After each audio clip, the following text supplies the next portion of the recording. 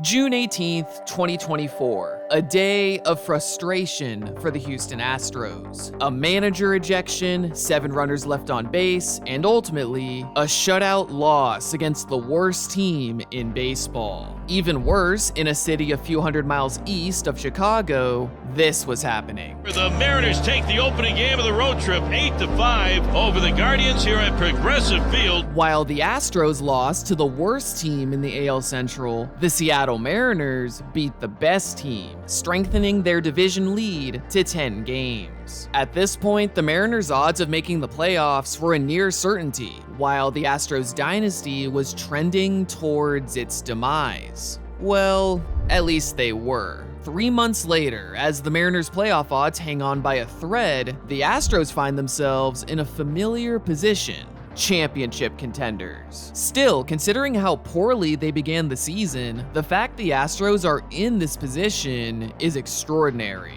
and in some ways, unprecedented. Today's video is sponsored by SeatGeek. It's finally September, which not only means the MLB playoffs are around the corner, but the NFL season has just begun, and I've got a special hookup for you guys. If you use my code STORM10, you get 10% off any tickets on SeatGeek, whether you're a new customer or returning customer. From sports to concerts to festivals, you name it. Personally, I recently used SeatGeek for my ticket to an upcoming Fernando Tatis Jr. bobblehead game. Not only did I get a great deal, but SeatGeek made it super simple to compare prices using their rating system. A 1 to 10 scale where green means good and red means bad, so make sure to look for the green dots. No matter how many times you've bought tickets using SeatGeek before, code STORM10 is going to get you 10% off your next order. So click the link in the description, open the SeatGeek app, and go add code STORM10 to your account. What are you waiting for? Do it now, because this offer is only available for a limited time. He goes for third, the 3-2. That one's lofted into left field. It's a base hit, an RBI single, and the Yankees lead 4-3. Lined into left field, here comes Verdugo, dives, and he makes the play, and they sweep against their arch-rival Houston Astros. With this loss on March 31st, the Astros began the 2024 season on the wrong side of a 4-game sweep. A series characterized by blown leads, runners left on base, and failing to come up in the clutch. Still, as first-year manager Joe Espada said, it was too early to be concerned. After all, over the past few years, early season struggles have been a constant for the Astros. Despite these slow starts, in all 3 of these seasons, the Astros won at least 90 games and underwent deep playoff runs, including a championship in 2022. So, as demoralizing as an 0-4 start is, it's not an accurate predictor for the 158 games left to play. Although, as the month progressed, this fluky start transformed into a harsh reality. Lane Thomas thinking about getting behind this throw. The throw is in time! He's out at the plate! Hits one toward the gap, deep right center field. Nunez rounding third. He's gonna score!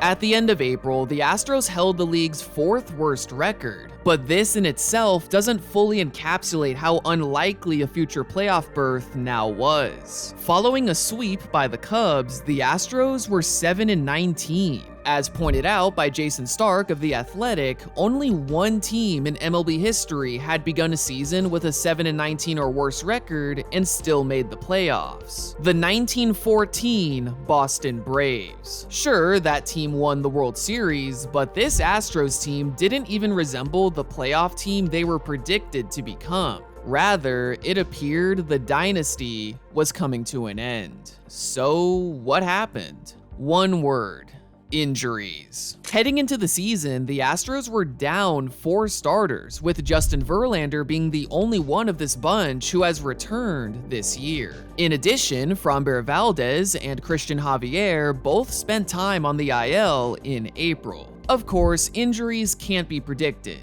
but they should be expected. Yet the Astros ignored the warning signs. In fairness, Jose Altuve had just signed a 5-year extension, and team owner Jim Crane has notoriously avoided big free agent deals throughout his tenure.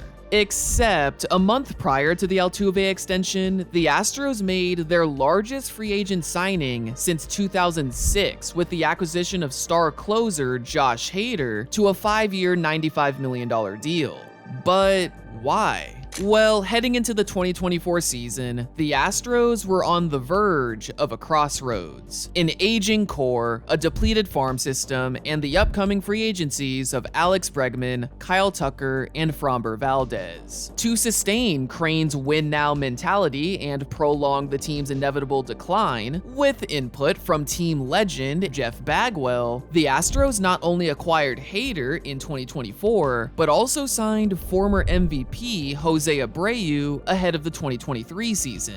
An unforeseen disaster of a signing. In fact, at the end of this past April, he was demoted to the lowest level of the minor leagues. At the same time, Josh Hader was showcasing his own struggles. Varsho's running, and Schneider hits one high and deep to left center, and it is gone! And Davis Schneider has given the Blue Jays the lead in the top of the ninth. While the signing of Hader was at the expense of pitching depth, it did create a potential three-headed monster in the back of the bullpen, the trio of Hader, Ryan Presley, and Brian Abreu. However, this trio was the cause of many blown saves and losses in April, resulting in some rough ERAs, a microcosm of the pitching staff as a whole. Although, on paper, the offense was seemingly effective. From average to OPS to WRC+, and to top it off, the league's lowest strikeout rate. But none of this matters if runners aren't scoring. Pena grounds it to short. Orlando flips to second. Double play!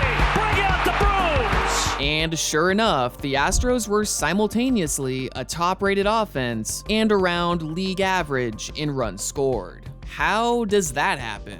Well, take a look at this. These were the Astros stats with runners in scoring position in the first month of the season, along with their league-wide rankings. Now, let's split these numbers by early and late innings. That's an OPS difference of over 100 points. This is essentially two different teams, and the players who weren't driving in runners late in games included the team's stars: Altuve, Alvarez, and Bregman. Granted, these were small sample sizes, but the combination of stranding base runners late in games and a bullpen prone to blowing leads resulted in dreadful records in extra inning and one-run games, illustrating the deep hole this team had placed themselves in. And as time went on, this hole got deeper and deeper. And he drives one out toward left field, moving back for it, and Cabbage caught it! No, he didn't! It's gone! The game is over! It's a home run! Slow roller. Mariners have the lead. Bus thrown away. Julio's going to move on. And the Mariners have rallied here in the 8th inning. On June 18th, the Astros had officially reached rock bottom. A record 7 games under 500, the release of Jose Abreu, an indefinite injury for Kyle Tucker, and Tommy John surgery for Christian Javier. All of this resulting in the team's lowest set of in-season playoff odds since 2016. As Crohn's Michael Shapiro put it, reaching 100 wins used to be the standard in Houston. 90 felt like a minimum. Reaching 500 in 2024 is now a tenuous bet. Or in other words, the end of the Astros dynasty was playing out right in front of us. Or was it? Following their 7-19 start, the Astros went 26-21 through June 18th, as they improved their ability to drive in base runners late in games, while the overall offense remained one of the league's best. Plus, the trio of Hader, Presley, and Abreu had left their April struggles in the past, as they led a much improved bullpen. However, the combination of injuries and subpar performances from key pitchers like Framber Valdez and Justin Verlander highlighted a stark contrast between the rotation and bullpen. Overall, it was clear what the team should prioritize upgrading. But with the season's halfway point on the horizon, was the hole the Astros created insurmountable? Since 1901, only 3 teams who possessed a winning percentage this low 73 games into the season still made the playoffs. Sure, expanded playoffs certainly bolster the Astros' chances, but considering how far back they were, any sort of extended cold streak before the trade deadline transforms their hole into an inescapable abyss. Well, fortunately for the Astros, not only did they continue to ascend up the standings, they had some help along the way. This ball hit pretty well to right field. Back goes Haniger, still going back, looking up. This ball's gone! Jake Myers gives the Astros a lead back. He robs one from Julio, and he gives him his no-fly zone. That is exactly what he did. Got him! Astros are in first place by themselves for the first time in 2024. Defense, timely hits, and some great pitching again. Blummer puts the Astros in first by themselves. On July 20th, a simultaneous ascension by the Astros and historic collapse by the Mariners met its climax, as for the first time in 2024, the Houston Astros held sole possession of first place in the AL West. During this month-long span, the Astros were the best team in baseball. From the hitters to the rotation to the bullpen, this team was clicking. Or in other words, the dynasty was not over yet. Although, as shown with their 2 losses against the Oakland A's following the Mariners series, hot streaks don't last forever. So with the trade deadline right around the corner, this was the perfect opportunity to prolong their form as long as possible. Adding another bat to the lineup was certainly an option, especially with Kyle Tucker's indefinite absence, but as it had been since day one, starting pitching was the top priority. However, instead of acquiring one of the top names like Crochet or Flaherty, the Astros took a different route by trading for lefty Yusei Kikuchi. The difference in ERA was drastic, and the trade cost was substantial. Still, as written by The Athletic's Chandler Rome, winning can fix anything. Monday night's mass hysteria from a fuming fan base will be forgotten if Kikuchi is a critical cog to an 8th consecutive ALCS appearance or a 3rd World Series championship. Well, if the Astros do make the World Series, Kikuchi will be a key reason why. But I suppose this isn't too surprising. The Astros possess a long-heralded pitching development system, a system that transformed Ronel Blanco and Hunter Brown into reliable big league starters this year. Now, with these two, along with Kikuchi and Valdez at the top of the rotation, not to mention their dangerous bullpen, this pitching staff is playoff ready. And it's not just the pitching staff. Deep to right field.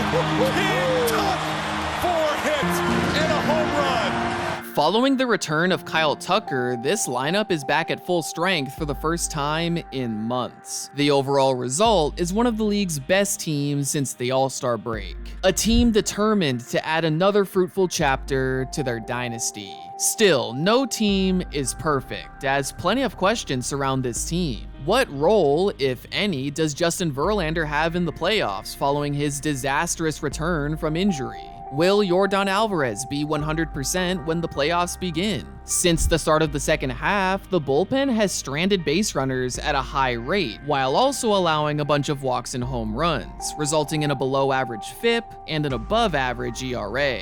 So is regression on the horizon? Also, even when taking into account their horrid first month of the season, extra inning and 1-run games continue to trouble the Astros. Will this trend continue in the postseason? Still, with all of this in mind, the scary thing is because we're talking about the Astros, these questions may not matter. Back around late April and early May, when this team had dug a hole very few had ever pulled themselves out of, an MLB executive The Athletic interviewed still had full faith in the Astros making the playoffs. That's a perk only the most dominant teams possess. Even when it seems like they've finally met their demise, it would be unwise to fully write them off. In the Astros case, they've come out the other side as legitimate championship contenders. Got him!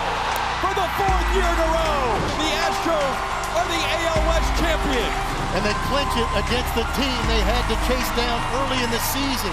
Currently, according to Fangraphs, the Astros' odds of winning the World Series among American League teams sit behind only the Yankees, and considering their depleted farm systems, steep payroll commitments, and upcoming free agents, this is likely the best opportunity the Astros have left to make a definitive statement in regards to their status as a dynasty.